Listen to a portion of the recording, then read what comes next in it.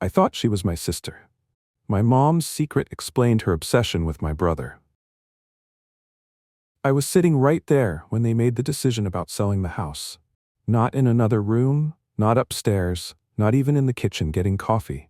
I was sitting on the living room couch, 10 feet away from my mother Malin and my brother Rhett, while they discussed the future of our family home like I was invisible.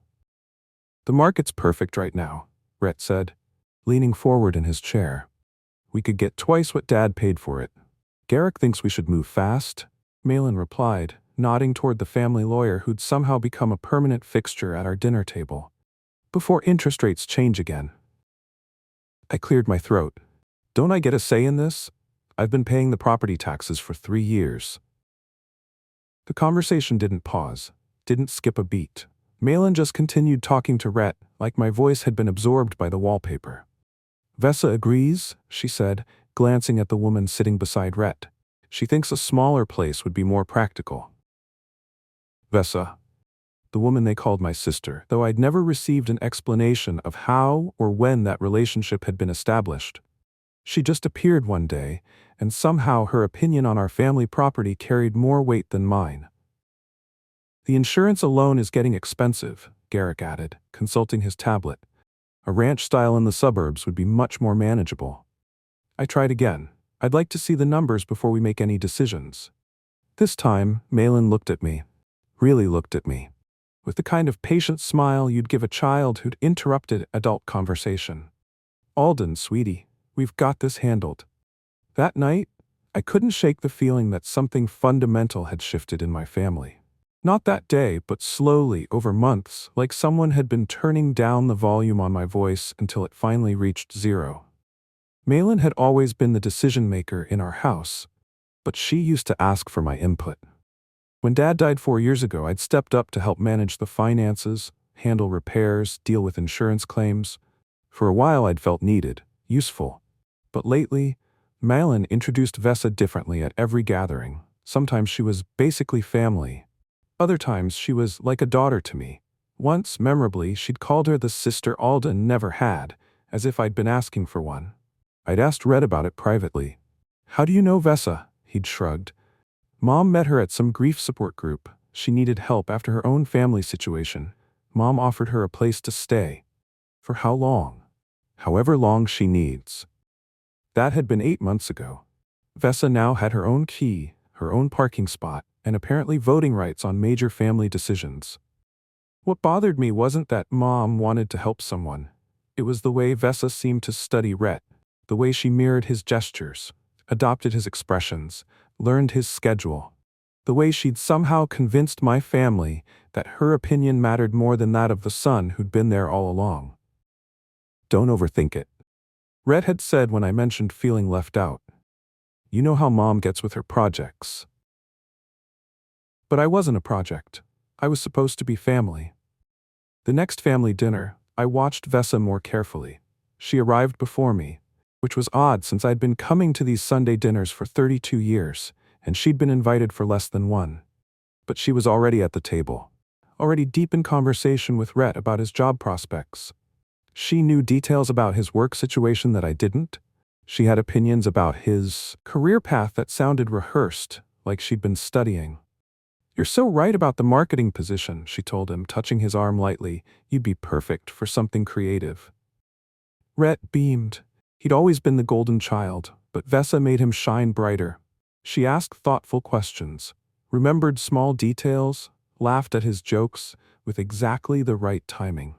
I tried to join the conversation. "Rhett, didn't you say the marketing department was downsizing?" Vessa answered before he could. "That was the old management. Everything's different now with the restructure." How did she know about the restructure? I'd been Rhett's brother for 3 decades and I was just hearing about it. "Vessa's been so helpful," Malin said, bringing plates from the kitchen. "She has such good instincts about people." "It's just common sense," Vessa replied, but she was looking at Rhett when she said it, always looking at Rhett. During dessert, she excused herself to take a phone call. Through the kitchen window, I watched her pace in the backyard, talking animatedly to someone. Her body language was different out there, less careful, more urgent. When she came back, she was all smiles again. Sorry, work thing. What kind of work do you do? I asked. The question seemed to catch her off guard. Consulting, she said vaguely. What kind of consulting? Malin interrupted. Alden, stop interrogating her. She's family.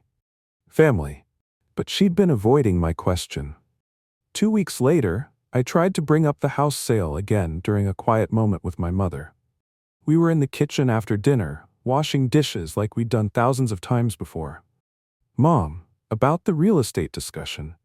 I've been looking at the market, and I think we should wait. She didn't look up from the plate she was scrubbing. Garrick's already run the numbers, honey. But I'd like to see them. Understand the reasoning. You don't need to worry about it. I set down the dish towel. I don't need to worry about selling the house I grew up in. Alden, her voice carried a warning now. This is complicated. There are tax implications, estate planning considerations, things you don't understand. I have an economics degree. This isn't about spreadsheets. From the living room, I could hear Rhett and Vessa talking quietly. Their conversation had the intimate tone of people who shared secrets, people who made plans together. What aren't you telling me? I asked. Malin finally looked at me. Really looked at me. And in her expression, I saw something I'd never seen before. Pity. Honey, you've been so helpful over the years, but it's time for you to focus on your own life. Build something for yourself instead of always trying to fix things for other people. The words hit me like cold water. I wasn't trying to fix anything. I was trying to be part of the family. You'll always be part of this family, but some decisions are better handled by people who understand all the moving pieces. People like Garrick. People like Vessa. People who weren't me. I walked out of the kitchen feeling like I'd been politely fired from a job I hadn't known I was performing. The pattern became clearer once I started paying attention. Conversations that stopped when I entered a room, documents that disappeared from the dining room table when I came downstairs. Phone calls that Malin took outside even when the weather was terrible. I'd been handling the family finances since Dad died. Paying bills, managing insurance, coordinating repairs. But slowly, quietly, those responsibilities had been transferred away from me. First, Malin asked Garrick to double-check the property tax assessment. Then she had him review the insurance policies, just to be thorough. Then she gave him power of attorney for emergency situations. I wasn't consulted about any of these changes. I just noticed them happening, like watching someone else move into your apartment one piece of furniture at a time.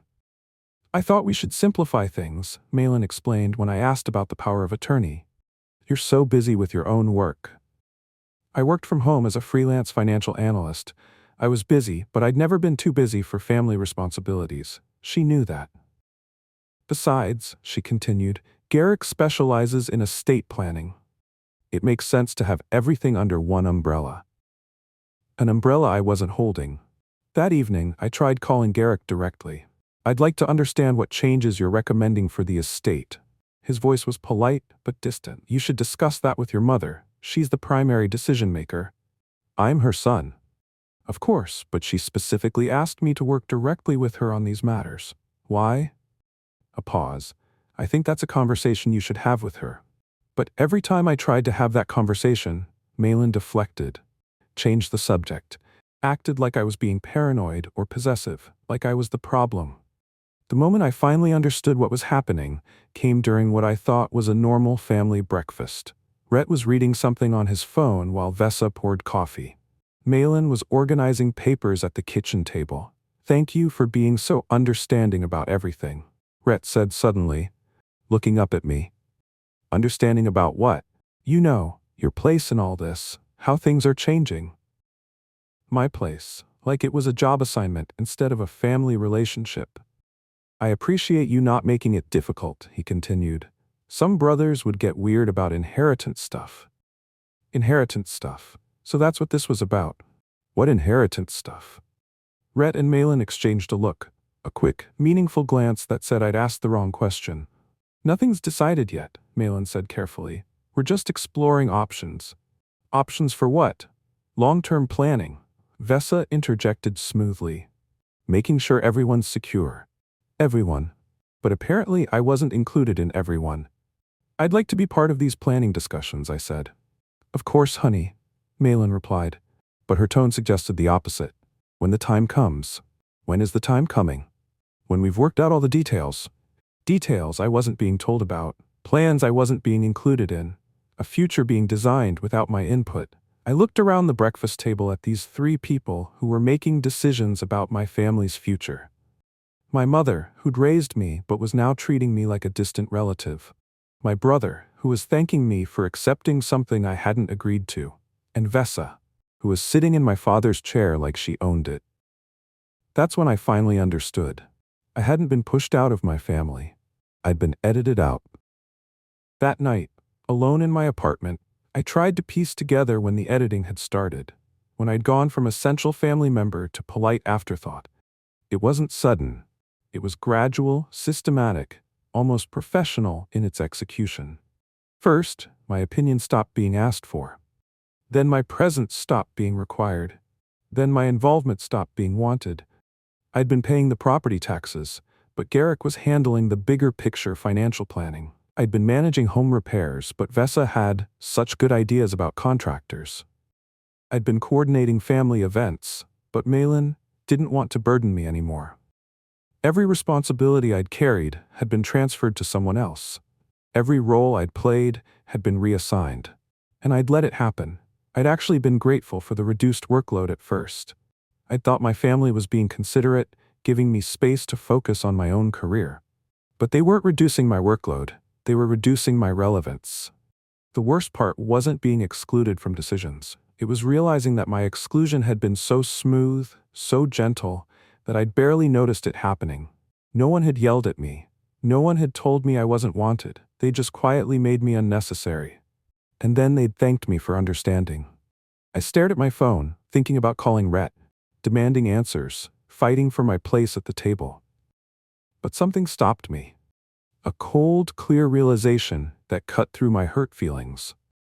If they could edit me out so easily, if my presence mattered so little that removing it required no explanation, then maybe it was time to stop fighting to stay in a story where I was being written out. Maybe it was time to start writing my own. I stopped calling them first, stopped asking questions that weren't being answered, stopped trying to insert myself into conversations that flowed around me like water around a stone. Instead, I started watching. Really watching. The way Vessa positioned herself near Rhett in every family photo, the way she mentioned his name in conversations with strangers, establishing connection, the way she'd somehow learned the family stories that had taken me 32 years to accumulate. She knew about Dad's military service, though she'd never met him. She knew about Malin's difficult relationship with her own mother, though they'd supposedly met at grief counseling. She knew details about family vacations, holiday traditions, even the names of relatives who lived across the country. Too many details, too many intimate family memories for someone who'd been around for 8 months. "How do you know about Uncle Harold's fishing cabin?" I asked her during one dinner conversation. "Your mom told me," she said without missing a beat. But Uncle Harold had died when I was 15. His cabin had been sold years ago. It wasn't the kind of story Malin casually shared with newcomers. "When did she tell you that?" "Oh, you know how your mom likes to tell stories. I love hearing about the family history." Except Malin had never been sentimental about family history. She'd always been focused on the future, on moving forward, on not dwelling on the past. "Vessa's such a good listener," Malin said, ending the conversation. "She really understands the importance of family." But I was starting to understand something else. Vessa wasn't just learning about our family. She was studying us. The mirroring became more obvious once I knew to look for it. Vessa didn't just spend time with Rhett, she synchronized with him. If he ordered coffee black, she switched from cream to black coffee. If he mentioned liking a particular restaurant, she'd casually bring it up in later conversations as one of my favorites. If he bought a new jacket, she'd appear a week later wearing something in the same color. She was becoming his perfect companion by becoming his reflection. "Isn't it funny how much you and Vessa have in common?" Malin mentioned to Rhett one Sunday. "It's like you were separated at birth," Vessa laughed, but she was watching Rhett's reaction carefully. I wanted to point out that having things in common was easy when one person was systematically adopting the preferences of another. But I'd learned that my observations weren't welcome anymore. So I kept quiet and kept watching. Vessa had Rhett's schedule memorized. She knew when he worked late, when he had important meetings, when he felt stressed about projects. She showed up with his favorite coffee at exactly the right moments. She asked about work situations that he'd mentioned only briefly. She remembered names of his colleagues that even I couldn't keep straight. "She's so supportive," Rhett told me after another evening where Vessa had somehow said exactly what he needed to hear about a difficult client. "How does she know so much about your job?" "She's a good listener. She pays attention." She did pay attention, with the kind of intense focus that felt less like affection and more like research. I started timing her visits to the house. She came by every day, always when Rhett was there, never when it was just Malin or just me. Her entire schedule revolved around his availability. "Don't you have your own life?" I asked her once, directly. "Family is my life," she replied, smiling sweetly. But whose family? And what exactly was she building toward? The paperwork changes happened gradually, but they followed a pattern. Garrick would stop by with documents that needed to be updated or simplified. Malin would sign them without much discussion, and somehow my name kept disappearing from things.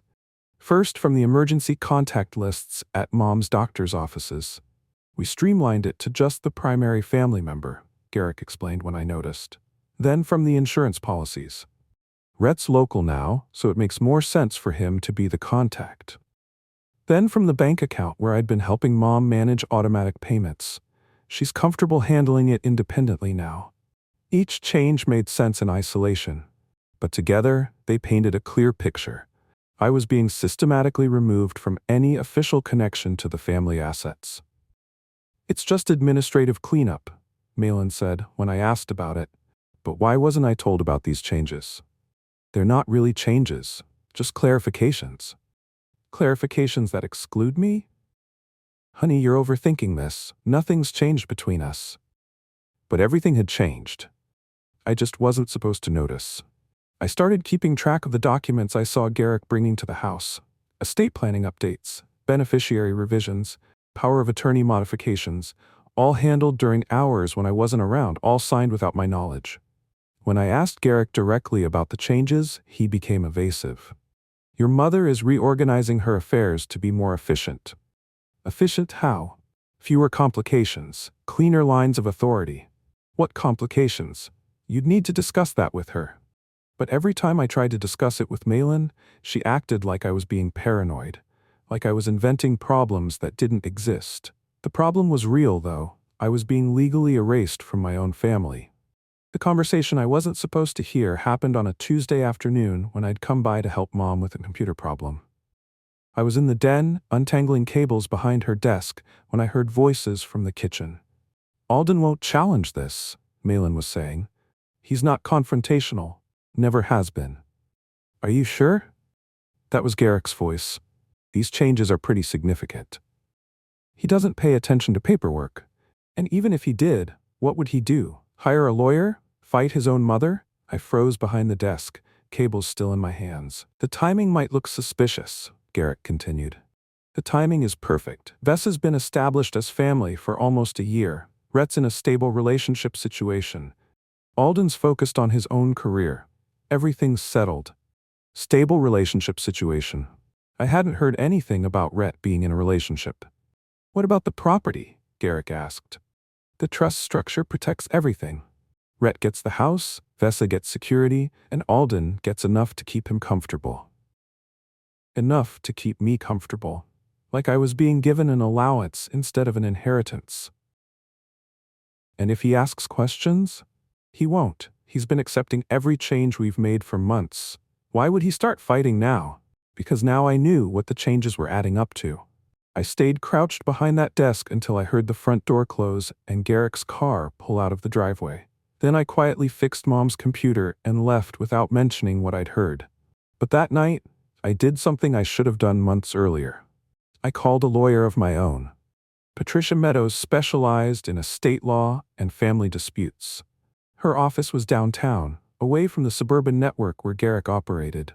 "What you're describing is unusual but not illegal," she said after I'd explained the situation.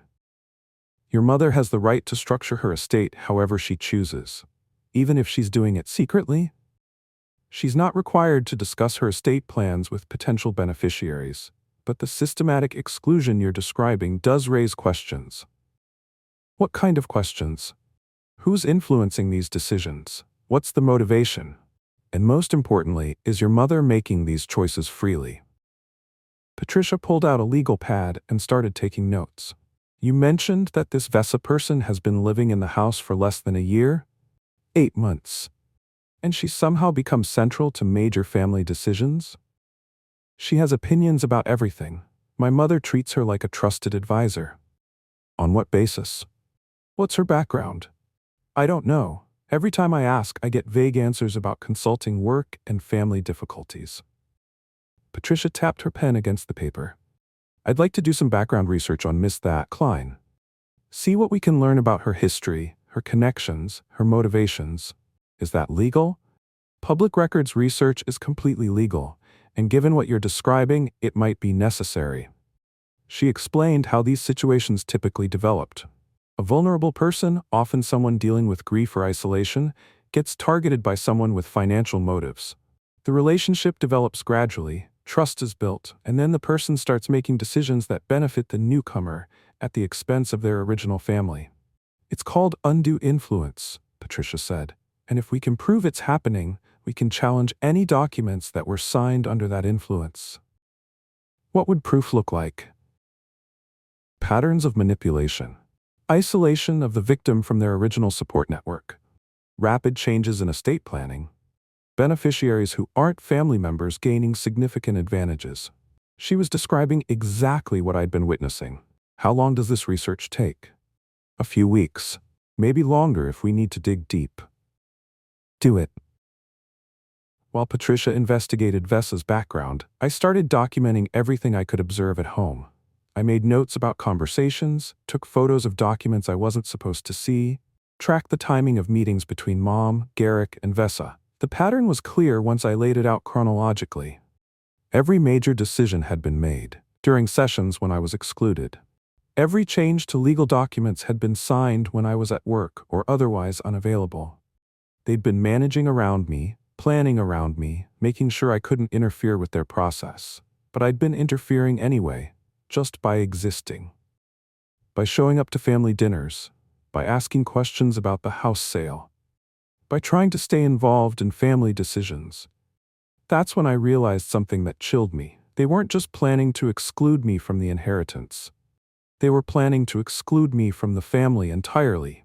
The house sale made sense now. If they sold the family home and moved somewhere smaller, somewhere that didn't have space for extended family visits, I'd naturally become more distant, less involved. The financial changes made sense too. If all the accounts were managed by Garrick, if all the decisions were made by Rhett and Vessa, if all the legal documents ran through official channels that didn't include me, then I'd have no practical connection to the family's business. I'd become a holiday visitor instead of a family member. Someone who got invited to Christmas dinner, but not to planning meetings. Someone who could be politely pushed to the margins until I eventually gave up trying to stay connected. It was brilliant, actually. Cruel, but brilliant. Patricia called me 3 weeks later. "You need to come in," she said. "I found some things about Vessa Klein that you need to know." Patricia's office felt different when I returned. More serious. Legal documents covered her desk, and her expression was grim. "Vessa Klein's background is interesting," she began, handing me a folder. "She's not who she appears to be." The documents inside painted a picture I hadn't expected. Vessa had been involved in 3 similar situations over the past 10 years, 3 elderly or grieving individuals who'd been convinced to make significant changes to their estate plans, changes that benefited her financially. "This is her pattern," Patricia explained. "She targets people who are isolated, vulnerable, or dealing with loss. She moves in gradually, becomes indispensable, and then starts influencing major decisions." What happened to the other families? In 2 cases, the original family members were completely cut out of inheritances, In the third case, there was a legal challenge, but it came too late. The documents had already been signed, and the person had died. I stared at the papers, feeling sick. So, this isn't emotional attachment to Rhett, this is business. Professional manipulation, yes, she's very good at it. What's her relationship to Garrick? Patricia pulled out another document. That's where it gets interesting. Garrick Hale has been the attorney on 2 of her previous cases. He handled the estate planning for both families. The room seemed to tilt. He's working with her? It appears so. Same pattern, same methods, gradual exclusion of original family members, rapid changes to legal documents, and significantly increased benefits for Ms. Klein.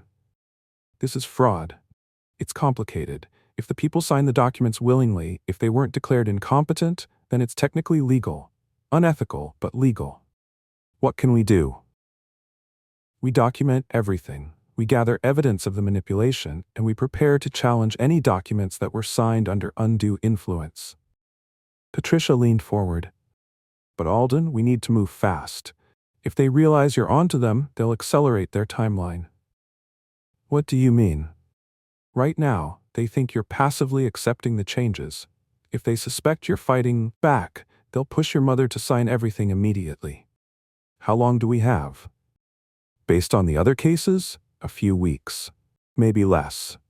I left Patricia's office with a strategy and a timeline.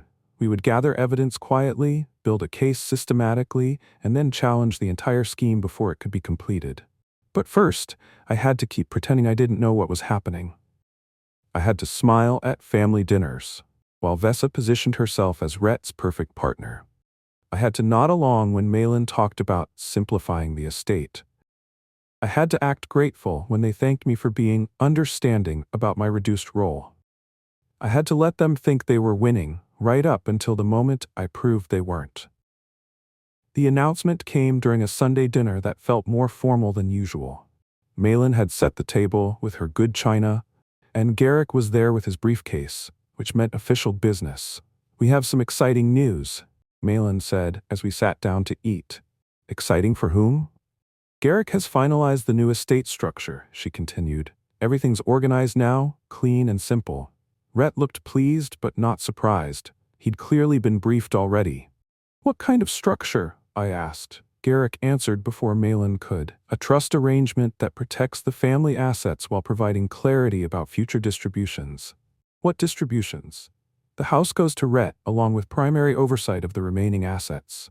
Vessa is established as a dependent with long-term security, and you receive a generous cash settlement. A cash settlement? Like I was being bought out of my own family. How generous? $50,000. I did quick math in my head. The house was worth at least $400,000. Dad's life insurance and retirement accounts added up to another $200,000. Other assets, investments, family heirlooms probably totaled another $100,000. $50,000 out of $700,000. About 7% of the total estate. That seems disproportionate, I said carefully. It's more than fair, Malin replied, her voice getting sharp. The house requires ongoing maintenance. Rhett will handle all of that responsibility. I could handle maintenance. You live across town. You have your own life. I could move back. There's no room. Vessa is already established in the spare bedroom. Vessa smiled sympathetically. I offered to find somewhere else, but your mother insists I stay. We've become so close. Like family, Malin added, reaching over to pat Vessa's hand. Like family, but more important than actual family. When do these changes take effect? I asked. Immediately, Garrick said. Your mother has already signed the trust documents. Already signed. Without telling me, without asking for my input, without giving me a chance to object. Don't I get to review the paperwork? You can look at your copy, Malin said, sliding an envelope across the table. But everything's finalized. I opened the envelope and found a single page summarizing my generous settlement. The full trust document wasn't included. Where's the rest of it? That's confidential, Garrick explained. Trust documents contain sensitive financial information. Each beneficiary only receives information relevant to their portion. I'd like to see the full document. That's not how trusts work.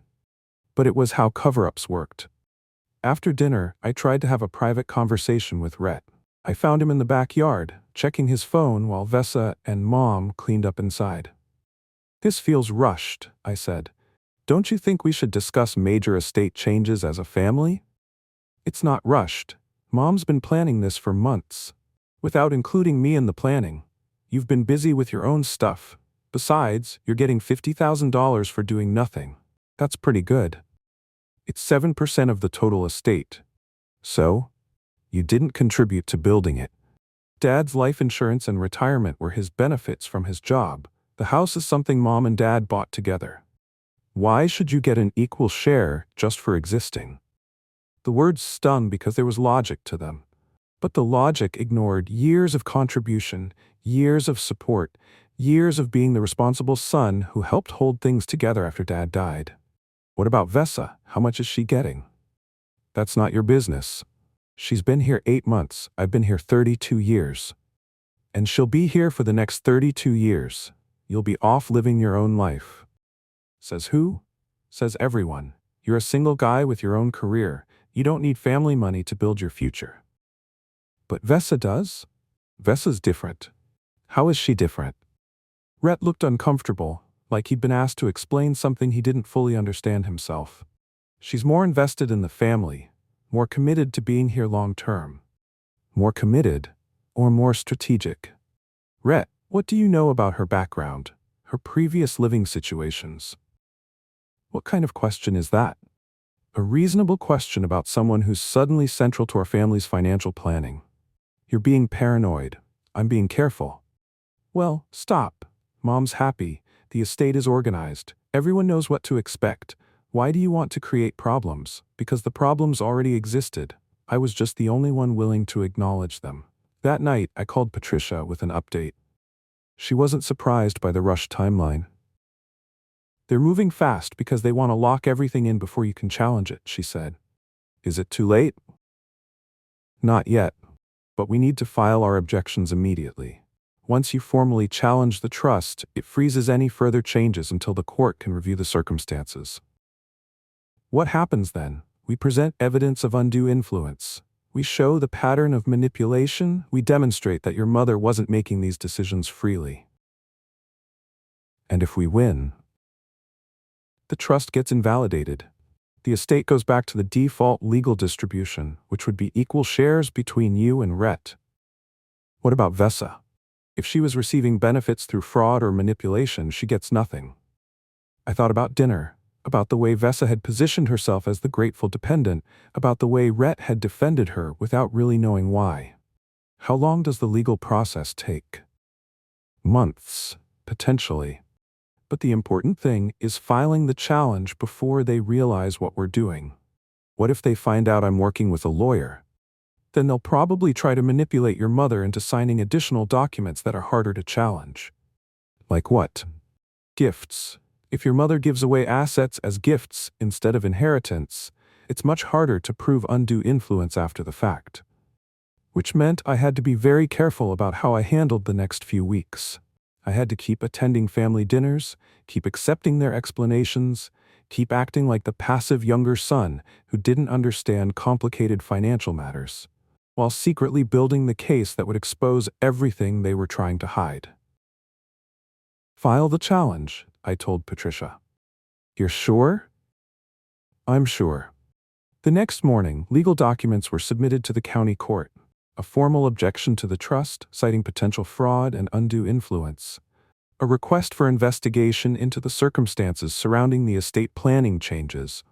And a temporary injunction preventing any further modifications to the trust until the matter could be resolved. Malin, Rhett, Vessa, and Garrick would receive notice of the legal challenge within a few days. But for now, they thought they'd won. The family dinner the following Sunday felt like a celebration. Malin was more relaxed than I'd seen her in months. Vessa was practically glowing. Even Rhett seemed lighter, like a burden had been lifted. I'm so glad everything's settled, Malin said as we ate dessert. It feels good to have clarity about the future. Vessa's already talking about redecorating the spare room, Rhett added, making it more of a permanent bedroom. Permanent? So this wasn't temporary housing anymore. This was Vessa's new home. I don't want to change too much, Vessa said modestly. This house has so much character already. Our house had character because Dad had spent weekends refinishing the floors, because Mom had planted the garden, because Rhett and I had grown up in these rooms. But apparently that history was being transferred to Vessa along with legal ownership. "We want to thank you," Malin said, looking at me directly, "for being so mature about everything. Some families go through terrible fights over inheritance issues." "We're lucky," Rhett agreed. "Everyone's on the same page." "What page is that?" I asked. "The page where we all want what's best for the family," Vessa answered smoothly. "And what's best is the current arrangement." "What's best is stability," Malin said. "Security. Making sure everyone has what they need for the future." "Everyone?" "Everyone," she confirmed. But everyone, in their definition, didn't really include me. I was getting a settlement that would let me stay comfortable while they built their new family structure around Rhett and Vessa. "I appreciate the settlement," I said, playing my role. "50,000 will definitely help." "We thought so," Malin smiled. "You can pay off your student loans, maybe put a down payment on something." "Something?" "Your own place. A condo, maybe. Something that's really yours. Something far away from the family home. Something that would cement my transition from family member to occasional visitor." "That's very thoughtful." "We've been thinking about you a lot," Vessa said, "about what would make you happiest." They'd been thinking about me, about how to manage me out of the picture while making it seem like generosity. "I'm curious about one thing," I said carefully. "The timeline for all these changes. Why now?" "Why not now?" Garrick answered. "Estate planning is always better done sooner rather than later." "But why this specific plan?" "It makes sense for the family structure," Malin said. "What family structure?" "Rhett settled here. Vessa needing long-term stability. You building your own independent life." They'd created a narrative where my independence was proof that I didn't need family support, while Vessa's dependence was proof that she deserved it. What if my plans change? What if I wanted to move back home? The question created an uncomfortable silence. "Why would your plans change?" Rhett asked. "I'm just wondering about flexibility." "The trust provides appropriate flexibility," Garrick said in his lawyer voice. "Appropriate for what?" "For the intended beneficiaries." "Which are?" "The people who are committed to maintaining the family legacy." The family legacy, which apparently belonged to Vessa now. The legal papers were served Tuesday morning. I was at my apartment, working on a client project when my phone started ringing. First Malin, then Rhett, then Garrick, then Malin again. I let them all go to voicemail and waited to see what they would say. Malin's first message was confused. "Honey, I got some legal papers that don't make sense, something about the trust. Call me back." Rhett's message was angry. "What the hell, Alden? You're challenging Mom's estate plan? Call me right now." Garrick's message was professional but cold. "Mr. Price, we need to discuss the legal action you've initiated. Please contact my office immediately." Malin's second message was hurt. "I don't understand why you're doing this. I thought you were okay with everything. Please call me." I listened to all the messages twice, then turned off my phone. Patricia had warned me this would be the hardest part. Maintaining resolve while my family tried to guilt me into backing down, tried to convince me I was being selfish or unreasonable. But I'd seen Vessa's background. I'd heard the conversations I wasn't supposed to hear. I knew this wasn't about family love or thoughtful estate planning. This was about a systematic con job, and my family had been the targets. The hard part was that Rhett and Malin didn't know they were being conned. They thought they were making smart decisions. They thought Vessa genuinely cared about the family. They were going to hate me for exposing the truth. But if I didn't expose it, they'd lose everything to someone who saw them as marks instead of people. That evening, I drove to Patricia's office to review our strategy for the legal proceedings. "How long before we get a hearing?" I asked. 2 to 3 weeks. The court will want to review all the evidence before making any decisions. What happens in the meantime? The trust is frozen. No changes can be made until the investigation is complete. And if we lose, the trust stands as written. You get your 50,000, they get everything else. And if we win, the trust is invalidated and the estate gets distributed according to normal inheritance law. Equal shares for you and Rhett, with your mother retaining control during her lifetime. What about Vessa? If we can prove undue influence, she gets nothing. Patricia pulled out her files on Vessa's background. The evidence is strong, Alden. 3 previous cases with the same pattern, same methodology, same outcome. But those families didn't fight back. No, they didn't. You're the first person to challenge her while the scheme was still in progress. What does that mean for my chances? It means you have evidence of the manipulation in real time. You have documentation of the process. You have witnesses to the behavioral patterns. It also means she's going to fight back. Yes, she'll probably try to accelerate the manipulation, make your mother believe that you're the threat to the family. Can she do that? She's done it before, convinced people that anyone who questioned her was trying to harm the family relationship. I drove home that night, knowing that the hardest part was just beginning. The legal challenge would either save my family from a sophisticated con artist, or it would destroy what was left of my relationships with the people I'd been trying to protect. But there was no middle ground anymore. Either Vessa was a legitimate member of our family who deserved a major inheritance, or she was a professional manipulator who'd targeted my vulnerable mother. The evidence said she was the latter. Now I had to prove it in court before she could complete her scheme. The counterattack came faster than I'd expected. 2 days after the legal papers were served, Malin called and asked me to come to the house for an emergency family meeting. I almost didn't go. Patricia had warned me about family pressure tactics, about how targets of manipulation often defended their manipulators more fiercely than they defended themselves. But I needed to understand what Vessa's next move would be. When I arrived, the whole group was assembled in the living room. Malin, Rhett, Vessa, and Garrick. They were sitting close together, presenting a united front against the outsider who was disrupting their plans. Me. Sit down, Alden, Malin said. Her voice was colder than I'd ever heard it. We need to talk. I sat in the chair across from them, feeling like I was facing a tribunal. I don't understand what you're trying to accomplish, Malin continued. Why are you challenging decisions I made about my own money? Because I don't think you made those decisions freely. Of course I made them freely. No one forced me to do anything. No one held a gun to your head, but influence can be more subtle than that. Vessa leaned forward, her expression concerned and sympathetic. Alden, I think you're upset about the inheritance arrangement, and that's understandable, but accusing your mother of being manipulated is really hurtful. I'm not accusing Mom of anything. I'm questioning the circumstances around these decisions. What circumstances? Rhett demanded. Mom worked with Garrick to organize her estate.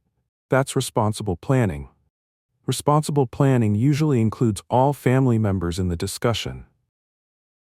You were included. You got your settlement amount after the decisions were made, without any input on the process. Because you don't need input, Malin said sharply. It's my money, my house, my choice. I agree, but was it really your choice, or were you guided toward a specific outcome? The room went silent. Dangerous silent. Garrick cleared his throat. Mr. Price, your legal challenge is based on unsubstantiated allegations of undue influence. Do you have any actual evidence of coercion? I have evidence of a pattern. What pattern? I looked around the room at these 4 people who were staring at me like I'd accused them of murder, and I realized that no matter what evidence I presented, no matter what facts I laid out, they weren't going to believe me. Vessa had done her job too well. She'd made herself indispensable to Rhett, trusted by Malin, validated by Garrick. Any attack on her would be seen as an attack on all of them. The legal process will determine what evidence is relevant, I said finally. The legal process, Malin repeated, that you initiated against your own family. To protect my family. From what? From making decisions based on incomplete information. What information? Vessa asked quietly. What do you know that we don't? This was the moment. I could present everything Patricia had found. Vessa's history with other families, her pattern of manipulation. Garrick's involvement in previous schemes. But looking at their faces, I realized it would backfire. They would see it as an attack on someone they cared about. They would defend her more fiercely than ever. Instead, I stood up. The court will review all the evidence, I said, including information that wasn't available when these decisions were made. What kind of information? Rhett pressed. Information about background, motivations, and previous actions. Vessa's face went very still. She knew what I was talking about. I think this family meeting is over, I said. As I walked toward the door, Malin called after me. If you go through with this legal action, you're choosing to destroy this family. I'm choosing to save it. But driving away, I wondered if there would be anything left to save by the time the truth came out. The court hearing was scheduled for a Thursday morning in late November. Patricia had prepared extensively, organizing evidence into clear timelines, documenting Vessa's previous cases, demonstrating the pattern of manipulation. The key, she explained the day before, is showing that your mother's decisions weren't really her own, that she was systematically influenced to make choices that benefited Vessa at the expense of her biological family. Will Vessa be there? She'll have to be. She's a named beneficiary in the trust. What about her lawyer? Garrick is representing her interests as well as your mother's, which is actually problematic from a legal ethics standpoint. Why? Because his primary duty should be to your mother, not to Vessa. The fact that he's protecting both of them suggests his priorities aren't in the right place. Thursday morning, I arrived at the courthouse feeling like I was about to blow up my entire family. Patricia met me in the hallway, briefcase in hand, looking confident and professional. Are you ready for this? She asked. No, but let's do it anyway. Inside the courtroom, I saw them sitting together, Malin, Rhett, Vessa, and Garrick. They looked like a family facing an external threat. Unified, supportive, determined to protect each other. I was the external threat. The hearing began with Patricia presenting our case. She laid out the timeline of changes to the estate plan, the systematic exclusion of my input, the rapid elevation of Vessa's status within the family. Then she presented the evidence about Vessa's background. Miss Klein has been involved in 3 similar situations over the past decade, Patricia told the judge. In each case, she formed close relationships with grieving or isolated individuals, gained their trust, influenced major financial decisions, and ultimately received significant benefits at the expense of the original family members. She showed documents from the previous cases, photos of Vessa with other families, evidence of her pattern of manipulation. Furthermore, Patricia continued, Mr. Garrick Hale served as the attorney in 2 of these previous cases, suggesting a coordinated effort to manipulate vulnerable individuals. I watched Malin's face as the evidence was presented. Confusion first, then shock, then something that looked like recognition. She was finally seeing the pattern. Rhett looked stunned. He kept glancing between Vessa and the evidence, like he was trying to reconcile 2 different versions of reality. Vessa remained calm, but I could see tension in her shoulders. She'd been caught, but she wasn't giving up. When it was time for the defense to respond, Garrick stood up and tried to discredit the evidence. He claimed Vessa's previous relationships were legitimate, that the timing of the estate changes was coincidental, that my challenge was motivated by greed rather than genuine concern. But the damage was done. The pattern was too clear, too well documented to dismiss. The judge reviewed the evidence for what felt like hours. Finally, she looked up. This court finds sufficient evidence of undue influence to invalidate the trust documents signed by Mrs. Price. The estate will revert to standard inheritance law pending further investigation. It was over. Vessa's scheme had collapsed. After the hearing, as we walked out of the courthouse, Garrick approached me in the parking lot. He looked shaken, older somehow, like the weight of his involvement was finally sinking in. I need you to understand something, he said. I thought I was helping legitimate family planning. I didn't realize what Vessa was doing until it was too late. How long has this been going on? The coordination with her? About 2 years. She approached me after the first case, said she had other clients who needed similar services. You didn't think that was suspicious? I thought she was a consultant who helped people navigate family transitions. I didn't know she was manipulating the situations herself. What about my mother? Did you realize she was being manipulated? Garrick looked away. I suspected something was wrong when she started making decisions that seemed out of character. But Vessa was very convincing about your mother's reasoning. She convinced you that excluding me made sense? She convinced me that you weren't interested in family responsibilities, that you preferred to focus on your own career. Another piece of the manipulation. Vessa had managed not just my family's perceptions, but also the lawyer's understanding of the family dynamics. What happens now? I asked. Now I'm probably facing disciplinary action from the state bar, and possibly criminal charges. What about Vessa? She'll probably disappear. That's what she did after the other cases were exposed. And my family?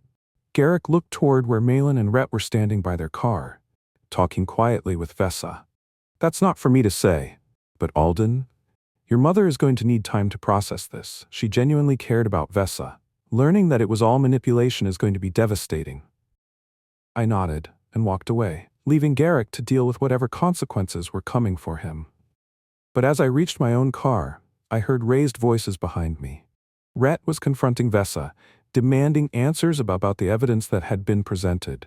Malin was crying, finally understanding how completely she'd been deceived. And Vessa was trying one last manipulation, insisting that the evidence was fabricated, that my legal challenge was motivated by jealousy and greed. But it wasn't working anymore. The spell had been broken. 3 days later, Malin called me. Her voice was small, defeated, nothing like the confident woman who'd been planning my exclusion from the family. I need to see you, she said. Can you come to the house? When I arrived, I found her alone in the living room. No Rhett, no Vessa, no Garrick. Just my mother, looking older and more fragile than I'd seen her since Dad's funeral. Vessa's gone, she said without looking up. She packed her things yesterday and left. Didn't say where she was going. I'm sorry. Are you? You're the one who exposed her. I exposed what she was doing. I'm sorry she hurt you. Malin finally looked at me. Her eyes were red from crying. I don't understand how I could have been so stupid, how I could have let someone manipulate me like that. You weren't stupid. You were grieving. You were lonely. She took advantage of that. But the things she knew about our family, about your father, about you and Rhett growing up, how did she learn all that? Research, public records, social media. Maybe she talked to people who knew us. She's very good at gathering information. And I just handed her everything else, told her stories, showed her photos, treated her like the daughter I never had. The daughter she never had. That explains some of the intensity of Malin's attachment to Vessa. What about Rhett? I asked. He's angry, at her, at me, at himself for not seeing what was happening. He thought he was falling in love, with someone who was studying him instead of caring about him. How long did you know? I started suspecting something a few months ago, but I didn't have proof until my lawyer investigated her background. Why didn't you tell me what you suspected? Would you have believed me? Malin considered this. No, I probably would have thought you were being paranoid or jealous. That's what she was counting on. She made herself so essential to the family that questioning her felt like attacking the family. We sat in silence for a while, both of us processing the wreckage of what had almost happened.